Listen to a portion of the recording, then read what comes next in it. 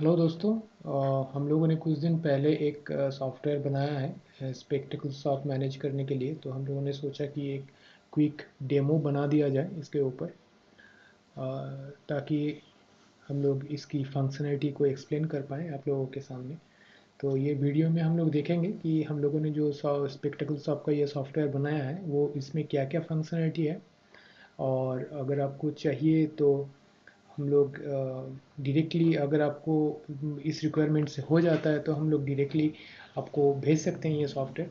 Otherwise आपको अगर इसके ऊपर कुछ एडिशनल कस्टमाइजेशन चाहिए, एडिशनल फंक्शनलिटी चाहिए, तो हम लोग डिस्कस कर सकते हैं और देखेंगे हम लोग कि इस सॉफ्टवेयर को कैसे आपकी रिक्वायरमेंट सेटिस्फाई करने के लिए एक्सटेंड किया जा सकता है। तो बहरहाल हम लोग पहले देख लेते हैं कि इस सॉफ्टवेयर में फंक्शनलिटी क्या क्या है। तो जैसा कि आप देख सकते हैं कि जैसे ही सॉफ्टवेयर ओपन किया जाएगा तो ये आपका लैंडिंग पेज है। लैंडिंग पेज में आपको जैसे कि दिख रहा है कि 4 मॉड्यूल्स हैं: customer, products, order and prescription. और इस ये फंक्शनलिटी बताने से पहले मैं एक लाइन बता देना चाहता हूँ कि ये सॉफ्टवेयर जो बनाया गया है ये .NET WPF टेक्नोलॉजी के ऊपर बनाया गया है, और इसके पीछे जो डेटाबेस है ये SQLite डेटाबेस है। तो इसमें कोई एडिशनल डेटाबेस इंस्टॉल करने की ज़रूरत नहीं है। हालांकि ये थोड़ा स्लो ज़रूर होगा अगर आपके पास रिकॉर्ड बहुत ज़्यादा है, लेकिन कोई एक्स्ट्रा हेडेक नहीं है। इस कुछ कोई डेटाबेस इंस्टॉल करने का झंझट नहीं है। तो जैसा कि आप देख सकते हैं कि यहाँ पे पहला मॉड्यूल जो है कस्टमर का है। तो आपके शॉप में जितने भी कस्टमर लिस्टेड होंगे, तो आपको अगर देखना है उन्हें, तो आप ये लिस्ट बटन पर क्लिक करें। लिस्ट बटन पे क्लिक करने से ये एक डायलॉग ओपन होता है, और इस डायलॉग में आपको सारे कस्टमर के डिटेल्स बेयर मिनिमम वो इंफॉर्मेशन के साथ दिख जाता है, मसलन नाम और मोबाइल। तो बाकी जैसा कि आपको देख पा रहे हैं, हर एक कस्टमर के साइड पे ये 6 बटन है। ये 6 बटन का अलग अलग फंक्शनैलिटी है, लेकिन उसमें जाने से पहले मैं और एक चीज़ छोटा सा बता देना चाहता हूँ। अगर आपके पास यहाँ पे बहुत सारे कस्टमर हैं, तो आप इस लिस्ट को छोटा भी कर सकते हैं बाई सर्च, एक मतलब कोई भी कीवर्ड से सर्च करके। जैसे यहाँ पे अगर मैं सर्च करूँ अमित और सर्च बटन पे क्लिक करो, तो जैसा कि आप देख रहे हैं इतने सारे रिकॉर्ड में से एक ही रिकॉर्ड है और बाकी सारे गायब हो गए। तो सिमिलरली आपका यही फंक्शनलिटी पहला स्क्रीन में भी है। यहाँ पे आप कोई भी नाम सर्च कर सकते हैं। जैसे अब मैंने टाइप किया अमित और सर्च अगर करूँ तो एक ही रिकॉर्ड आएगा। तो ये सर्चिंग का मेकैनिज़्म जो है नाम से होता है और मोबाइल से होता है। तो अगर मैं 9800 से भी सर्च करूँ ना, तो मुझे यही रिकॉर्ड मिलना चाहिए, या फिर वो सारे रिकॉर्ड्स जिसमें मोबाइल नंबर 9800 है। तो ये सर्चिंग का फंक्शनलिटी ऐसे काम करता है। ये सबसे पहले आपका पहला नेम, देन दूसरा नेम, और तीसरे में मोबाइल का नंबर ऑटोमेटिक सर्च कर लेता है। जहाँ पे इसको मैच मिलेगा वो सारे रिकॉर्ड्स वो उठा के स्क्रीन पे लेके आएगा। तो फ़िलहाल मैं इसे बंद करता हूँ और मैं फिर से यही लिस्ट में क्लिक करता हूँ। यहाँ पे कस्टमर का लिस्ट दिख रहा है मुझे। तो अभी बात करते हैं ये छोटे छोटे जो बटन है राइट साइड में इसके ऊपर। तो जैसा कि आपको आप दिख रहे हैं, ये पहला बटन है डिटेल्स का। इसमें क्लिक करने से यही कस्टमर का सारे डिटेल्स ओपन हो जाता है: नाम, mobile number, date of birth, age और एड्रेस। अगर आप चाहें तो मॉडिफाई कर सकते हैं। एडिट बटन पे क्लिक करें, ये सारे फील्ड्स एडिट मोड में ओपन हो जाता है। जो भी मॉडिफाई आपको करना है कर लें, और उसके बाद अगर आपको सेव करना है तो सेव करें, और ये अगर चेंजेस डिस्कार्ड करना है तो आप कैंसिल पे क्लिक करें जैसा आपको चाहिए। अगर सेव या कैंसिल दोनों में क्लिक करने से ये डायलॉग क्लोज हो जाता है। तो अभी मैं फ़िलहाल सेव कर रहा हूँ, तो ये सारी डिटेल्स सेव हो गया। अगर मैं फिर से इसमें क्लिक करूँ जहाँ पे मुझे डिटेल्स दिखता है, देखिए वो पहले का चेंजेस जो है वो नहीं है अभी। तो ये सेव हो चुका है। दूसरा बटन है डिलीट का। अगर मैं इसमें क्लिक करूँ तो ये मुझे पूछेगा कि आप डिलीट करना चाहते हैं या फिर एक्सीडेंटली क्लिक हो गया है। येस करूँ तो डिलीट हो जाएगा, नो करूँ तो ये डिस्कार्ड कर देगा चेंजेस। जो तीसरा बटन है ये दिखाता है कि आपका प्रेस्क्रिप्शन लिस्ट क्या क्या है फॉर दिस कस्टमर। तो इंसिडेंटली मेरे पास एक ही प्रेस्क्रिप्शन है ये कस्टमर के लिए, जिसका रिकॉर्ड ये है। अगर मेरे पास 10 प्रिस्क्रिप्शन रहा होता हिस्टोरिकली लास्ट 10 साल का, तो ये मेरे पास 10 रिकॉर्ड इसी स्क्रीन पे मुझे दिख जाते हैं। तो इसमें से कोई भी रिकॉर्ड का अगर मुझे डिटेल्स देखना है तो मैं इसमें क्लिक करूँगा। क्लिक करने से मुझे प्रिस्क्रिप्शन का डिटेल ऐसे ओपन एक दूसरे विंडो में ओपन हो जाएगा और मुझे दिख जाएगा। तो इसमें मैं एडिट में क्लिक करता हूँ आपको दिखाने के लिए कि क्या क्या फील्ड अवेलेबल है, उसमें वैल्यूज़ क्या क्या है। पहला फील्ड जो है ये प्रिस्क्रिप्शन कब का है, prescribed by which doctor, doctor का नेम। यहाँ पे प्राइमरीली 6 फील्ड हैं, SPH, cylinder, axis, VD, near and VN। ये दोनों ये जो 6 फील्ड है दोनों आँखों के लिए है, लेफ्ट और राइट दोनों के लिए। तो SPH में जो वैल्यू है ये -8 से +8 तक है। सिलेंडर में भी सेम -8 से +8 तक है। एक्सिस में 1 to 120 है। VD में ये 6 वैल्यू हैं, 6/6, 6/9, 6/12, 6/18, 6/24 और 6/36। नियर एड में +1 से +3 तक है। और VN में वही N6, N8, N10, 12, 18, 24 और 36 है। तो अगर मुझे चेंजेस करना रहेगा तो मैं इसमें चेंज करूँगा, उसके बाद सेव में क्लिक करूँगा तो सेव हो जाएगा, कैंसिल में क्लिक करूँगा तो कैंसिल हो जाएगा। और ये लेंस किसके लिए है, डिस्टेंस, नियर और बाइफोकल, और लेंस कौन सा साइड के लिए है, लेफ्ट, राइट और बोथ, ये बताता है। तो मैं सेव करना चाहूँ तो सेव कर सकता हूँ, वो चला जाएगा। सिमिलरली ये जो दूसरा बटन है प्रेस्क्रिप्शन लिस्ट का, ये बताता है कि अगर मुझे ये प्रेस्क्रिप्शन डिलीट करना है तो मैं क्लिक करूँगा, डिलीट हो जाएगा।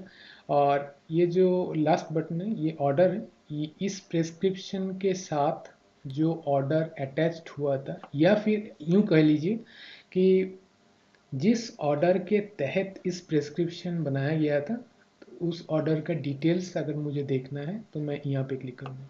ठीक है, तो यहाँ पे क्लिक करने से मेरा ऑर्डर का डायलॉग खुल जाता है। मैं ऑर्डर का डायलॉग में थोड़ी देर बाद आता हूँ, मैं बाकी ऑप्शन पहले कवर कर लेता हूँ। तो यहाँ से आपको प्रेस्क्रिप्शन लिस्ट, और यहाँ पे जो फोर्थ बटन है यहाँ पे क्लिक करने से ये नया प्रेस्क्रिप्शन ऐड करने का ऑप्शन देता है। वही सेम डायलॉग ओपन होगा, लेकिन ये ऐड मोड में ओपन होगा। ऐड मोड में मतलब सारे फील्ड्स जो है इनिशलाइज्ड रहेंगे और ये नया प्रेस्क्रिप्शन ऐड हो जाएगा प्रेस्क्रिप्शन लिस्ट में। तो फिलहाल मैं इसे क्लोज करता हूँ। जो फिफ्थ ऑप्शन है ये है आपका इस कस्टमर का ऑर्डर लिस्ट। हिस्टोरिकल जितने भी इनके ऑर्डर हैं ये सारे लिस्ट यहाँ पे ओपन हो जाएगा और दिखना चालू हो जाएगा। तो यहाँ पे जैसे आपको इसी स्क्रीन में दिख जाएगा कि order ID, order date, delivery date, status, कितने अमाउंट का टोटल ऑर्डर था और उसमें से पेंडिंग कितना है, ये सारे डिटेल्स पहला स्क्रीन में ही दिख जाएगा आपको। अगर फिर भी आपको इसका ज़्यादा डिटेल्स देखना है तो आप ये बटन पे क्लिक कर सकते हैं, यहाँ पे डिटेल्स दिखता है। ये बटन पे क्लिक करने से ये स्क्रीन ओपन होता है। यहाँ पे आपको दिखेगा कि ऑर्डर डेट क्या है, डिलीवरी डेट क्या है, स्टेटस क्या है, और ये सारे जो आइटम्स है इस ऑर्डर के नीचे उसका डिटेल्स दिखेगा। अगर मुझे ये ऑर्डर एडिट करना रहेगा तो मैं एडिट पे क्लिक करूँगा तो ये सारे फील्ड्स एडिटेबल मोड पे खुल जाएंगे।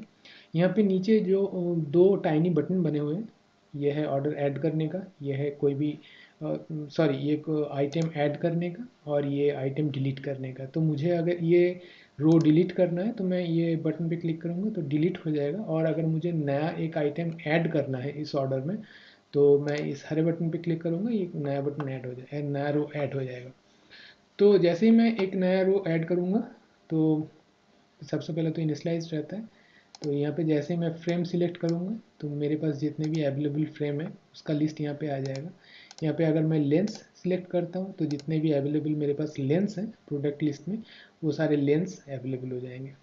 अगर मैंने कोई एक स्पेसिफिक फ्रेम चूज़ किया तो मान लीजिए कि मैंने क्वांटिटी डाला कि 10, जैसे मैं टैब दूंगा तो इस फ्रेम के जितने भी आइटम प्राइस है उसको 10 से मल्टीप्लाई करने के बाद जो अमाउंट होता है वो बेस अमाउंट में सिस्टम ऑटोमेटिकली फिल कर देता है।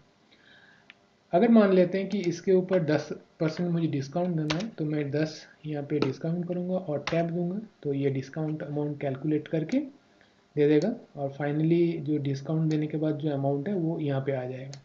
इसके ऊपर अगर मुझे कोई भी टैक्स देना है, मान लेते हैं कि 18%, तो 18 करके मैं अगर टैब देता हूँ, वो टैक्स अमाउंट कैलकुलेट करेगा और फाइनल अमाउंट दे देगा। मतलब ये 184 के ऊपर टैक्स अमाउंट जोड़ के जितना भी होता है 217.71 ये कैलकुलेट कर लेगा। जैसे ये एक नया रो यहाँ पे ऐड होता है, इसका फाइनल टोटल अमाउंट भी चेंज हो जाएगा, ऑटोमेटिक सिस्टम ऑटोमेटिकली कैलकुलेट कर लेगा।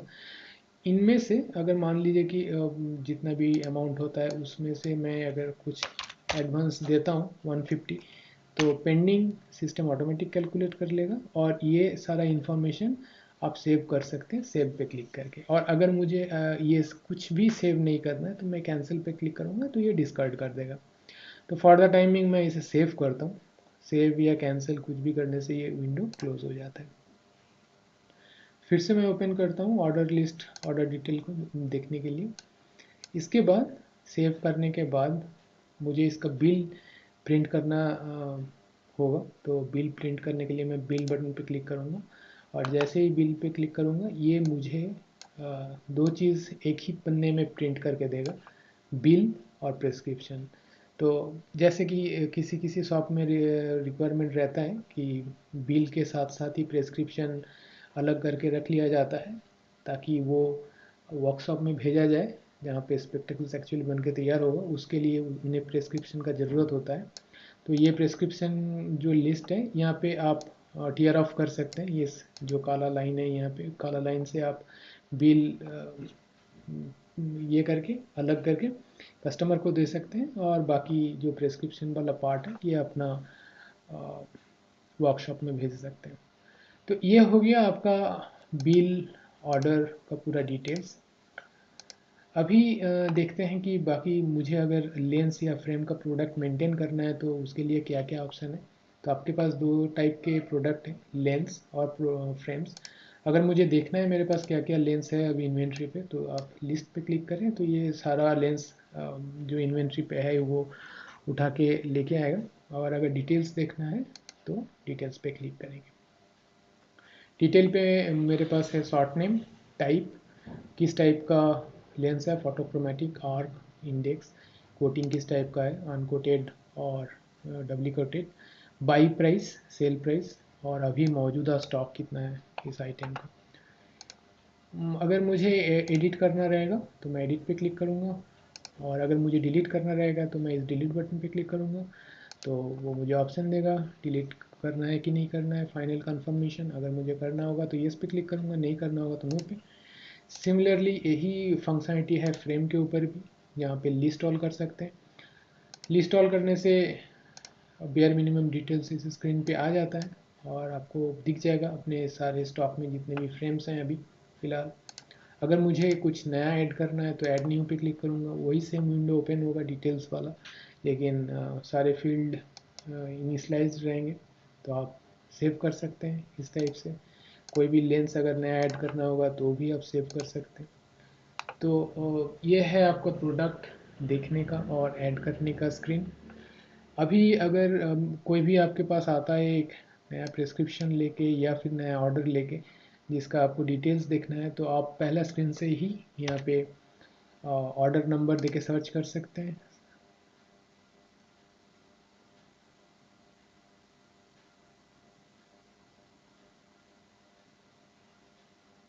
शायद नहीं है।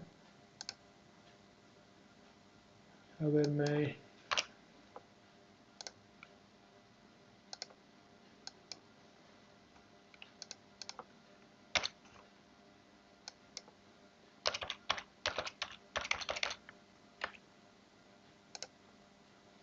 मैं बुकिंग डेट से सर्च करूं तो 14/11/2020 तो मुझे एक ऑर्डर दिख रहा है।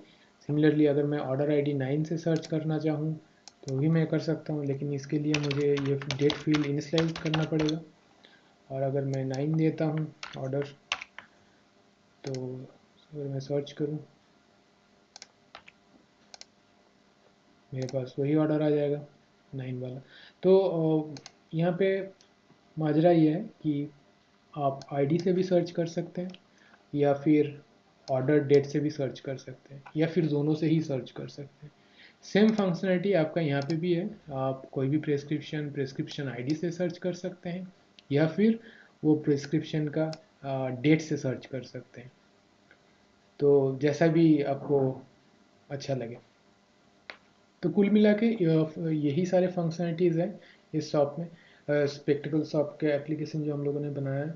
तो अगर आपका इससे हो जाता है तो हम लोगों को ईमेल डालिए। ईमेल का आपको ईमेल अपना डिस्क्रिप्शन बॉक्स में मिल जाएगा।